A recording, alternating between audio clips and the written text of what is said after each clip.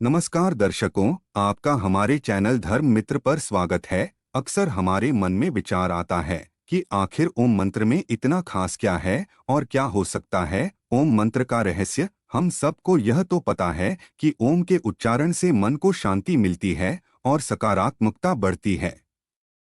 अगर आप भी ओम मंत्र के रहस्यों को जानना चाहते हैं तो हमारी इस प्रस्तुति को अंत तक देखें। ओम ऐसा मंत्र है जो अनेक रहस्यों को अपने अंदर समेटे हुए है और जिनको जानना अभी बाकी है। ओम सबसे शुद्ध ध्वनि है, परम सत्य है और सनातन धर्म में सर्वोच्च ईश्वर का प्रतीक माना जाता है। सभी संत देवताओं का ध्यान और पूजा करते समय ओम का जाप करते हैं, लेकिन विज्ञान ने इसकी शक्ति पर सवाल उठाया और शोध अध्ययनों और सर्वेक्षणों की एक श्रृंखला शुरू हुई। इसके परिणामों ने दुनिया के सभी वैज्ञानिकों को चौंका दिया। जब लोगों द्वारा नियमित रूप से ओम का उच्चारण किया गया तो यह देखा गया कि उनके शरीर में कंपन हो रहा था, जिससे उनकी स्थिरता, उनकी एकाग्रता और उनके समग्र मानसिक और भावनात्मक कौशल में वृद्धि हुई। सबसे लोकप्रिय वैज्ञानिकों में से एक पीटर रसेल ने वेदों का अध्ययन करने के लिए अपनी नौकरी को त्याग दिया। हमारे वेदों के वर्षों तक अध्ययन करने के बाद उन्होंने अल्बर्ट आइंस्टीन द्वारा दिए गए समीकरण को फिर से बनाया। ई बराबर एम सी स्क्वायर को उन्होंने ओम बराबर एम सी स्क्वायर बताया। सरल शब्दों में समझें तो पीटर रसेल ने कहा कि ओम वह सारी ऊर्जा है जो इस ब्रह्मांड में मौजूद है। शोधकर्ताओं में से एक ने ऐसा उपकरण बनाया है जो मंत्रों का जाप करने पर उनकी छवियां उत्पन्न कर सकता है। उन्होंने अनेक मंत्रों का जप किया और भिन्न भिन्न आकृतियां बनी, और जब उन्होंने ओम का जाप किया तो अनंत का प्रतीक बना।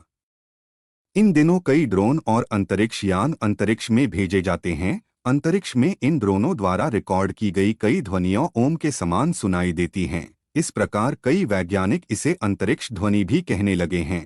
कहा जाता है कि पृथ्वी पर केवल ओम ऐसी यही ध्वनि है जिसे कोई भी शख्स ध्यान लगाकर अपने शरीर के भीतर ही सुन सकता है। ओम के उच्चारण मात्र से ही इंसान को शांति मिलती है। वह शायद कोई भी धाम या फिर तीर्थ यात्रा करके न मिल पाए। कहा जाता है कि यह ध्वनि अनाहत है। इसका मतलब ये है कि यह ध्वनि न किसी टकराव से पैदा हुई है और न ही किसी आहत से, बल्कि यह ध्वनि स्वयंभू है जो कि अपने आप प्रकट हुई है। ओम शब्द की उत्पत्ति तीन ध्वनियों से हुई है। अकु और म अब्रह्मा का वाचक है, उ विष्णु का वाचक है और मरुद्र का वाचक है। इसका मतलब है कि एक ध्वनि के उच्चारण से ही आप ब्रह्मा, विष्णु और महेश तीनों को ही याद कर लेते हैं। ओम के उच्चारण का अभ्यास करते करते एक समय ऐसा आता है जब उच्चारण करने की आवश्यकता नहीं होती। आप सिर्फ आंखों और कानों को बंद करके भीतर उसे सुनें और वह ध्वनि सुनाई देने शरीर के अंदर सुनाई देगी।